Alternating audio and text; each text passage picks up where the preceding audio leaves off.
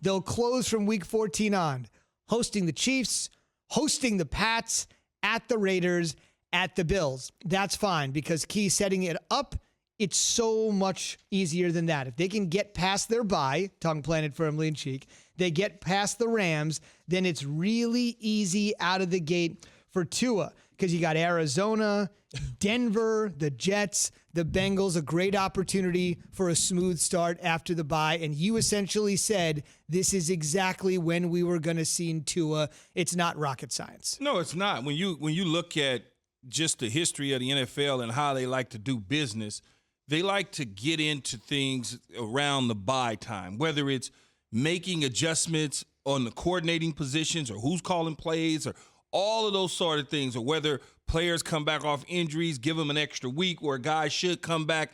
Let's say a bye is in week 5. He's scheduled to come back in week 4. They say, you know what?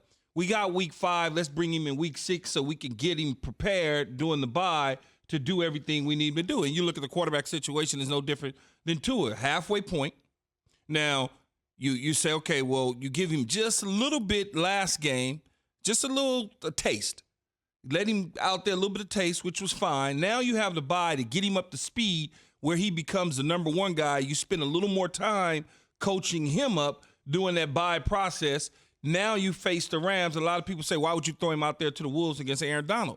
No, you're not. You're not throwing him out there against Aaron Donald. What you're doing is you're putting your future quarterback in the game so he can understand the speed of the game. Yes, the SEC is bullish and fast and big and strong, and you've played against some of these guys in the SEC, but the NFL is a little bit different. And so you get him an opportunity to go up against a team like the Rams, win or lose, which most likely they're going to lose. Then you look at an Arizona team, you play against an Arizona team that's coming off it would be a couple weeks removed from this big win against the Dallas Cowboys. But Arizona's kind of, they're okay. They're hovering around. You don't really know if they're really good or they're bad, or is it just the Cowboys, which most people would say it's the Cowboys. Then the Chargers. Then you got the Chargers with another young quarterback, Justin Herbert, but also a pretty solid defense. Then you kind of start to get into that rough patch of schedule. I'd rather do it now so when we get to the rough schedule, he's accustomed to playing in the NFL, and he'll see some things that he hadn't seen before. Bart, it's time for Straight Talk, brought to you by Straight Talk Wireless. Straight to the schedule, as Key said, bye Rams, Arizona, the Chargers, and the kid picked right behind Tua and Justin Herbert, Denver, Jets, Bengals. It's not a bad opportunity here.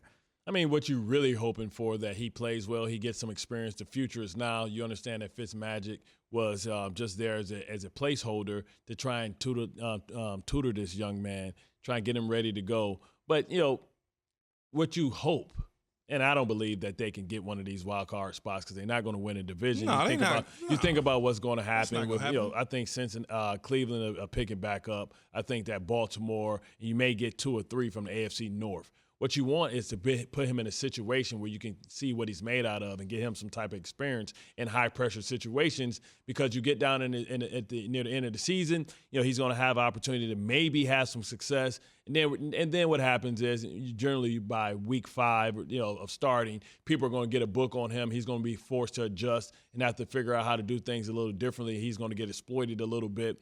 But then he's going to get that experience and going to have that that hunger to go in the offseason, try and improve and be a better quarterback, and they'll continue to build around him. They're probably about another year or 2 away from trying to be a real contender to try and become a wild card or maybe win that division.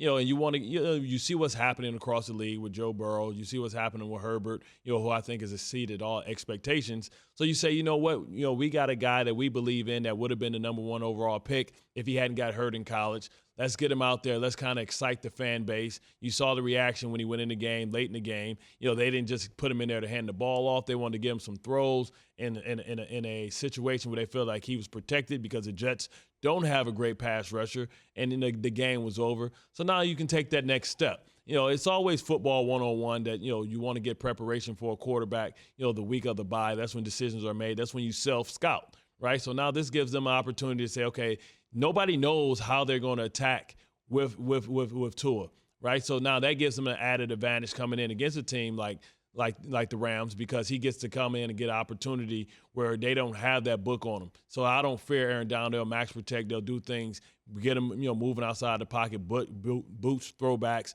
waggles, things of that sorts, and shots. So I feel like this is a great situation for him. And I think that, we'll see what the kid is made out of pretty soon in his career. It's a good thing. I mean, I'm glad to see that he'll get back on the field. They're playing a long game in Miami anyway. They're not playing a short game. They're not trying to win, per se, right now. It's a 2-3 year process. They get some players on the team, got a bunch of young talent, kind of see what it is before they really make a hard decision on how things are going to go. Now you playing like a lot. As you get toward the end of the season, a lot of those guys are playing for 31 other teams, but also playing to be able to retain and come back in 2021. This gives them a fair opportunity. So now you can see who matches well with Tua, who's his favorite receiver. It'll be some guy that's the third or fourth receiver because he's been practicing with them and taking scout team reps or second team reps. That second team guy all of a sudden will emerge and become a star. And now the coaches will sit there and go, oh, okay, I see what we have at the skill position. And we didn't know that when Ryan was in there because Ryan didn't take reps with him. One last note on Ryan. Each of the last 4 times, maybe this was as predictable as Key said, each of the last 4 times Fitzmagic has started a season as the starter, he's lost his job within 6 games. So we're right at that particular mark. Well, that's who he is, though. But at least he didn't lose. He didn't lose his job like Tampa, where he started off and he was on fire, and then he cooled off and started throwing interceptions and having. But that was going to happen too. Yeah, exactly. So we like I said, you get the tale of 2 stories. You get Fitzmagic or you get Fitztragic, and right now he's been Fitzmagic, and they know Fitztragic. That train's never late. Like I always say, that train's never late. But then, he's great for Tua. And I think that, Ryan has finally realized that this is what he is and this is his role. Oh, no, he didn't realize that. That's I think in Tampa, he looked at Jameis Winston and he was like, this is Jameis. Jameis is going to turn the ball over even more than I will. Ain't no so way I get an opportunity hell with he these could have weapons. done. I kept telling people, they kept saying, he going to take Jameis. I said, man, he ain't taking Jameis' job just because Jameis struggling. He's going to come back to that pumpkin very soon.